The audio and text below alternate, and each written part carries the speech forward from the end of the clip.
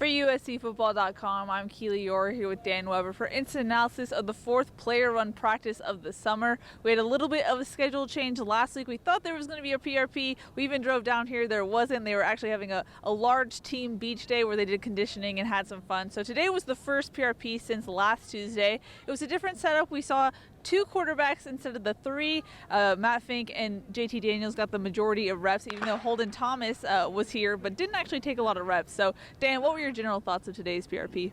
I thought they were, they're picking up the pace a little bit. I think, as far as going through the playbook and all that, I think, you got the sense that this was just the second practice that all the freshmen have been at, at.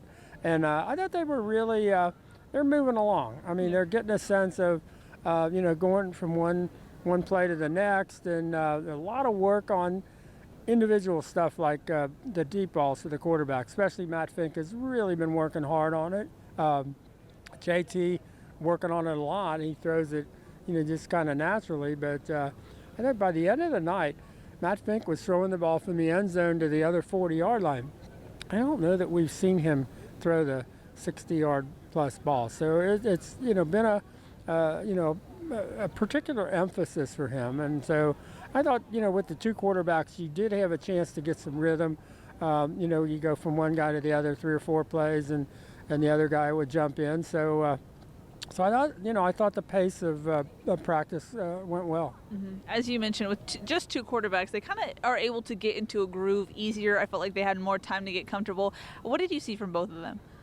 Well, I think Matt is really going to make a battle out of this. He's really going to, compete. Thought it was interesting. I guess there looked like about 80 players tonight.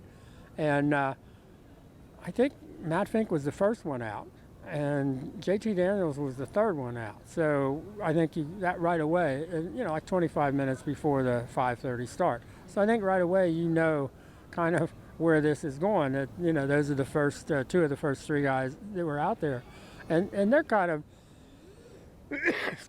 leading the way. But and then the other side, you've got Cameron Smith and Porter Gustin and Ajene Harris. I think are kind of the three guys that are Dorton too. Malik Dorton too. Yeah, I think Malik. I almost take Malik. He just seems like he's been here forever. He just does his thing. Yeah. And he's there.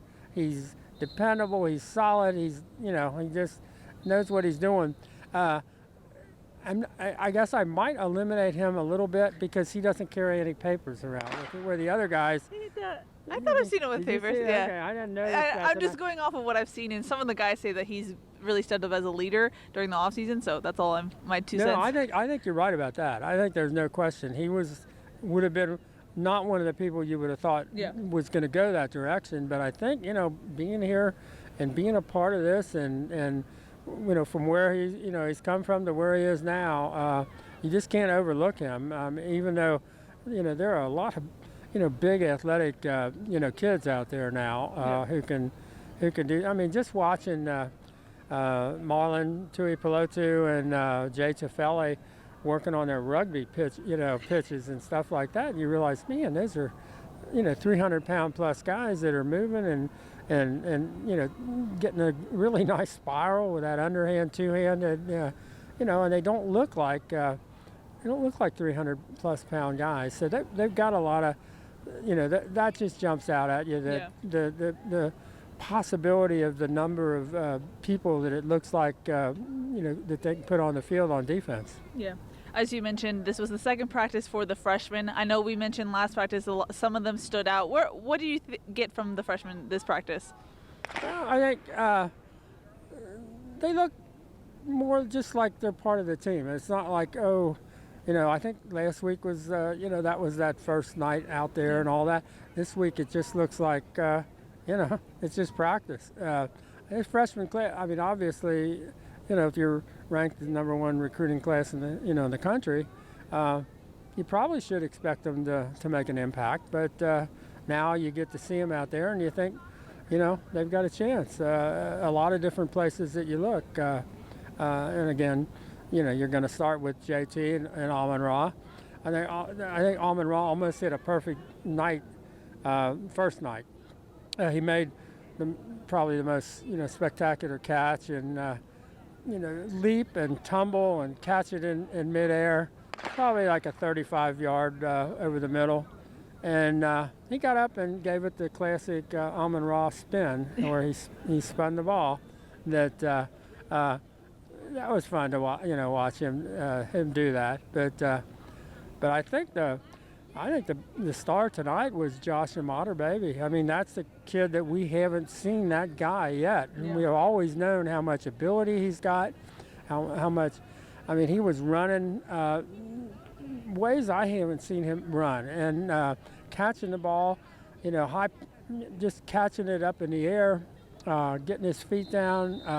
He and JT hooked up a lot, and that was impressive because you keep waiting for when is this 6'2", 215-pound guy with a 44-inch vertical leap. When is that? When is he going to put that together? And maybe this is the year. But I thought he had a really good night tonight. Yeah, he looked consistent out there, and that's something that in spring T. Martin was saying that will take him over the edge and maybe get a spot going further. The other Imatorbhebhe, Daniel Imatorbhebhe, was also here. He didn't actually do anything, but he did seem like he was moving better. We didn't see Stephen Carr, so those are the question marks going forward. Yeah, Daniel looks a little leaner now. Maybe he's got a lot of big guys around him. And I would say moving pretty well. You could tell he probably still has some tightness in that hip flexor, and he was doing some underhand snaps, that the managers sometimes do for the quarterback. So, and looked very comfortable and looked like he was feeling good. I mean, had a big, smile on his face and just looked like he felt very good to be out there. So that's a positive sign. Mm-hmm. And these PRPs are each week are resembling more and more of the practices we see during season. They even had the clock timing down each section, which is something we're definitely not used to. We saw a lot of 7-on-7 today, not as much team period. What did you take away from that 7-on-7 chunk? I thought they were. I thought we got to see some things we didn't see last week. I thought we got to see more deep outs from JT, especially, because I know people asked, how did he throw the deep out? And he hadn't, I don't think, much that first night.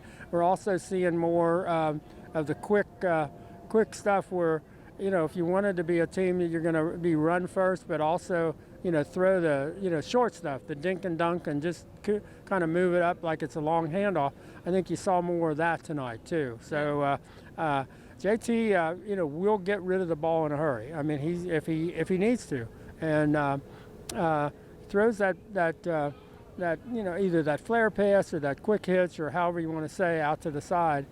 He really, he's going to hit you between the two numbers pretty much at the time, and I think that's the kind of thing, and that's the kind of thing you want to have happen in the summer. You want guys to start feeling really confident. If you're a freshman quarterback, from your point of view, you really want them to feel confident. And if you're, the quarterback, you want them to know, hey, I'm going to get you the ball right where you can catch it.